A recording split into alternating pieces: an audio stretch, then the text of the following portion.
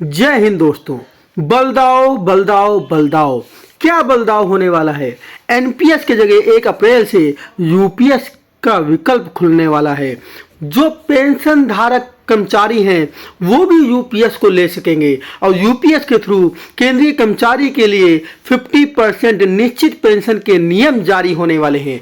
और क्या होने वाला है, भास्कर एक्सपर्ट की रिपोर्ट क्या कहती है, यूपीएस में पेंशन की गणना कैसे करेंगे। 25 वर्ष की अगर नौकरी हो गई तो पेंशन कितनी मिलेगी और 15 वर्ष की नौकरी हुई तो पेंशन कितनी मिलेगी, और अगर 15 वर्ष से कम नौकरी हुई तो भी आपको निश्चित पेंशन कितनी मिलेगी।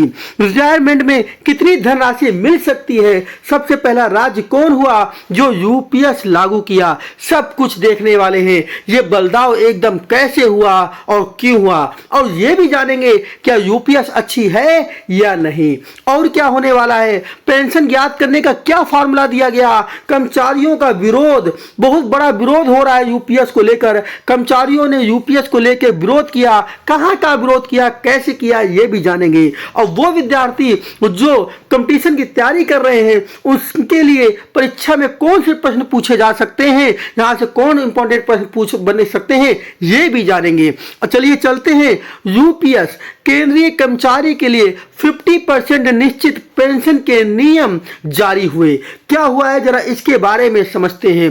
केंद्र सरकार ने राष्ट्रीय पेंशन प्रणाली एनपीएस के तहत आने वाले कर्मचारियों के लिए घोषित एकीकृत पेंशन योजना यूपीएस, एकीकृत पेंशन योजना क्या बेटा, यूपीएस का गजट नोटिफिकेशन शनिवार को जारी कर दिया। और बेटा देखें क्या होगा आगे। 1 अप्रैल से लागू होने वाली योजना एनपीएस के विकल्प के रूप में जो केंद्रीय कर्मचारी यूपीएस का विकल्प चुनेंगे उन्हें मूल वेतन की 50% ग्रांटेड पेंशन मिलेगी। कहने का मतलब है अगर आप यूपीएस बेटा ले रहे हो तो 50% की ग्रांटेड पेंशन आपको दी जा रही है। और केंद्रीय कैबिनेट ने बीते साल 24 अगस्त को इसे मंजूरी दी थी। यूपीएस में न्यूनतम 10,000 रुपए की ग्रांटेड पेंशन है। अगर कोई बंदा 5 साल नौकरी करके, मान लीजिए 5 साल आपने नौकरी करी और 5 साल के बाद आप क्या कर देते हैं, वीआरएस ले लेते हैं, या आप जॉब को नहीं करते हैं तो भी आपको न्यूनतम 10,0000 रुपए पेंशन दी जाएगी। और आगे देखते हैं, जो कर्मचारी यूपीएस बेटा चुनेंगे उनकी सेवानिवृत्ति के लिए जमा राशि 2 हिस्सों में होगी। केंद्रीय कर्मचारी और केंद्र सरकार मूल वेतन प्लस महंगाई भत्ते का 10% और 10% व्यक्तिगत कोष में जमा करेंगे। समझ में आ रही है। संयुक्त कोष में केंद्र 8.5% के अतिरिक्त राशि जमा करेगा।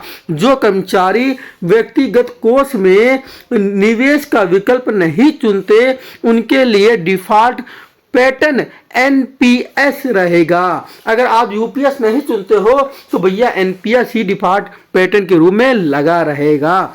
यूपीएस चुनने वाले कर्मचारी भविष्य में किसी अन्य नीतिगत छूट लाभ बाद में सेवानिवृत्त होने वालों के बराबर लाभ का दावा नहीं कर सकेंगे।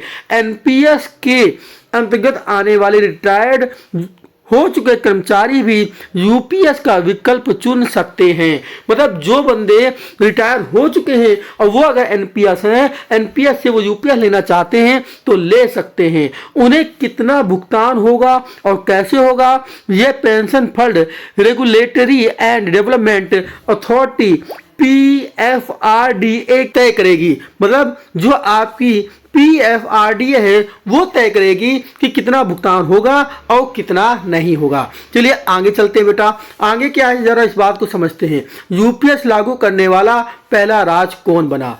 महाराष्ट्र में लागू यूपीएस। भैया जहां केंद्र सेंट्रल गवर्नमेंट ने कहा कि यूपीएस लागू कर रहे हैं तो भैया सबसे पहला राज्य कौन बन गया, महाराष्ट्र। केंद्र की घोषणा के अगले ही दिन महाराष्ट्र सरकार ने भी यूपीएस लागू करने वाला पहला राज्य बन गया। अन्य राज्यों में भी इसकी मांग उठ सकती है धीरे धीरे।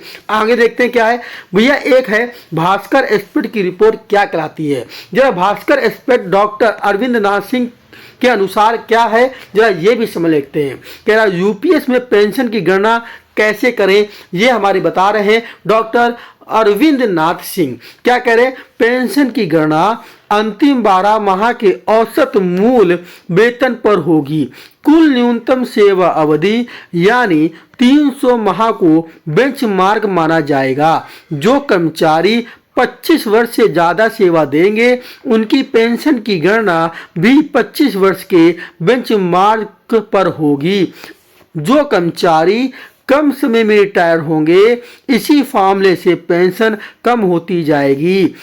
पात्रता अवधि और अंशदान बेंचमार्क के अनुरूप है, तो अंतिम 12 माह के मूल वेतन की 50% राशि पेंशन में मिल जाएगी। आगे देखें क्या है, पेंशन ज्ञात करने का क्या फार्मूला है, जरा इसको भी समझ लीजिए। पेंशन ज्ञात करने का फार्मूला है पेंशन बराबर मूल वेतन बटे 2 इंटू सेवा अवधि बटे 300 इंटू व्यक्तिगत कॉम्प्रेस बटे बेंचमार्क कॉम्प्रेस। ठीक है, ये आपका एक पेंशन निकालने का फार्मूला दिया गया है। आगे ये देखिए, ये मैंने आपको जो दिखाया ये भास्कर की रिपोर्ट में ही दिया गया है और ये एक फार्मूला था जो यहाँ पे दिखाया गया। पेंशन बराबर मूल वेतन बटे 2 इंटू सेवा अवधि बटे 300 इंटू व्यक्तिगत का प्रेस बटे बेंचमार्क का प्रेस। ठीक है, आगे चलते हैं। मान लीजिए आपकी 25 वर्ष की नौकरी हो जाती है और आपके 80,000 रुपये औसत वेतन रहा हो तो 40,000 रुपये की आपकी पेंशन मिलेगी। समझते हैं कैसे। मान लीजिए 25 वर्ष सेवा में अंतिम 12 माह का औसत वेतन 80,000 रुपये हो और सेवा अवधि में फंड से पैसे ना निकाले हों, मतलब आपने जो आपका फंड जमा हो रहा था उससे आपने पैसे नहीं निकाले और अंतिम के 12 महीने जो बेटा है, अंतिम के 12 महीने जो हैं उसमें मूल वेतन आपका कितना है 80,000 रुपये रहा हो और आपने फंड से पैसे ना निकाले हों तो कॉर्पोरेट फंड 1 करोड़ रुपए होगा। ऐसे में जो पेंशन आपकी बनेगी वो क्या बनेगी बेटा, वो होगी 80,000 बटे 2 इंटू ये जो आपको फार्मूला दिखाया गया था। फार्मूला क्या दिखाया था मैंने आपको, फार्मूला जो दिखाया था वो फार्मूला था मूल वेतन बटे 2 इंटू सेवा अवधि बटे 300। तो वही किया गया है यहाँ पर, वही यहाँ पे किया है। मूल वेतन आपका कितना हो गया 80,000 बटे 2, फिर सेवा अवधि 300 बटे 300 इंटू 1 करोड़ बटे 1 करोड़। इस प्रकार से 40,000 रुपये प्रति माह प्लस महंगाई भत्ता राहत आपको दिया जाएगा।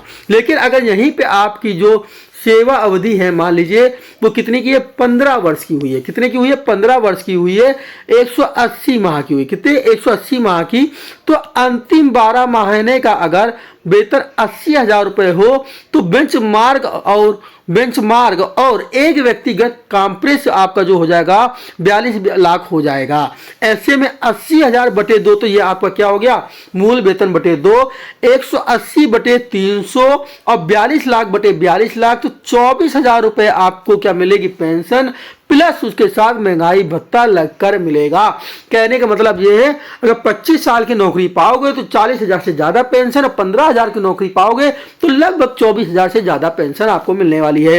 लेकिन उसके अलावा और समझ लेते हैं सेवा अवधि में, सेवा अवधि अगर 10 वर्ष की है तो क्वालिफाइंग सर्विस 120 माह की होगी।